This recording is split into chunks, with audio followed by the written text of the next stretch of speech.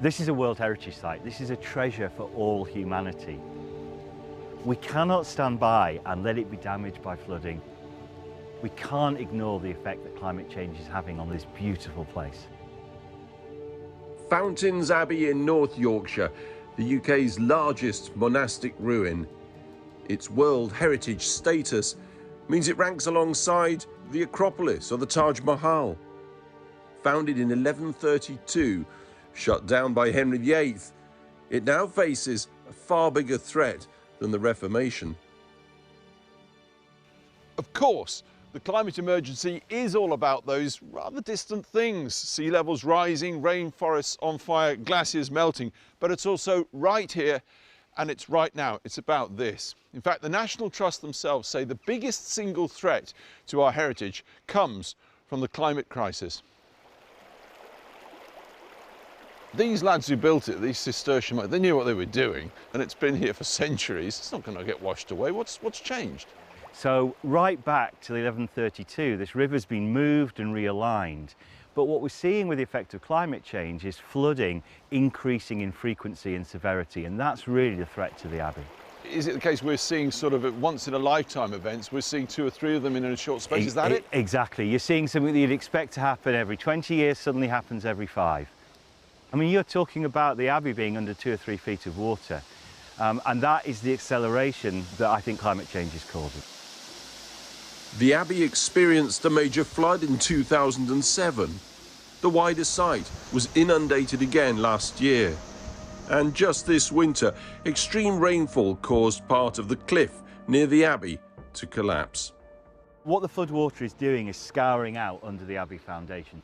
Ultimately, it's undermining the stability of the building. But what it's also doing... So ultimately, if it did nothing, it would fall down? Absolutely, absolutely. But also it would take away all the archaeology. Every single monk who actually worshipped here is actually buried in the grounds.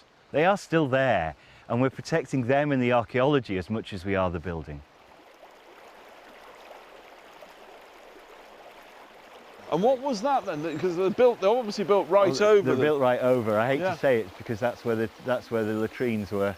So right. You can just drop that straight into the river. Is that what it was? And now that river, once a medieval stream latrine, is the battleground to save Fountains Abbey.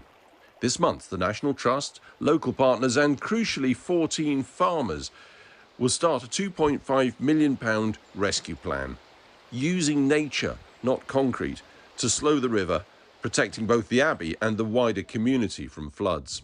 Come on. We've got a plan for big wildlife pond, which would be great for the wading birds, and also a lot of tree planting up this side of the land. So that will help when it rains really bad and there's a lot of water coming down. Hopefully the trees will soak that up. Julia is fighting her own personal climate crisis battle too. I guess what we're saying here is it's not just Fountains Abbey. It is not just Fountains Abbey. Right, what's going on? Right, so we have a building that has been undermined by what looks like a small stream, but this stream torrents when it rains. It's a tiny beck, there's nothing to it. Tiny beck. Because there has been so much water coming through, it's undermined this whole building, and that building is going to collapse. Oh, so I see what you mean. So it's this. It's this, isn't it? You've basically got, the walls are going... Absolutely. So how are winters and summers changing then? So winter, rain all winter, non-stop rain, followed by, it can dry up in a week or two. So it's Everything's extremes. So it's extremes, too wet, then too dry, and nothing in between. Today, the National Trust releases a hazard map showing all their heritage sites across the country, and it's a stark catalogue of climate threat. Erosion, extreme heat, gales, and of course, floods. And in the past fortnight, a castle on the south coast built by Henry VIII suffered a catastrophic collapse caused by storm damage. Give us a sense of this on a global scale. What is the threat to our heritage globally?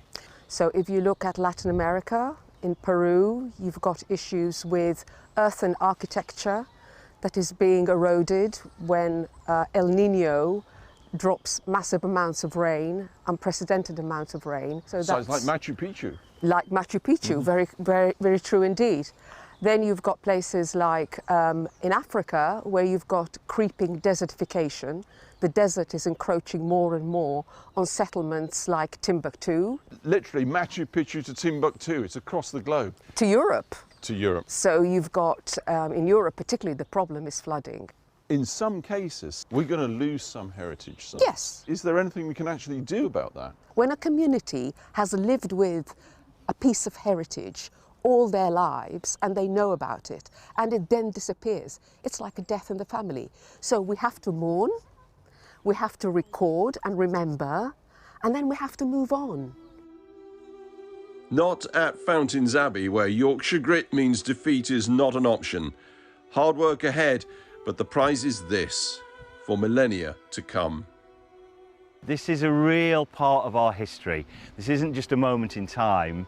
This tells a story for Yorkshire, for the north of England and for the country. We can't stand by and let it be damaged.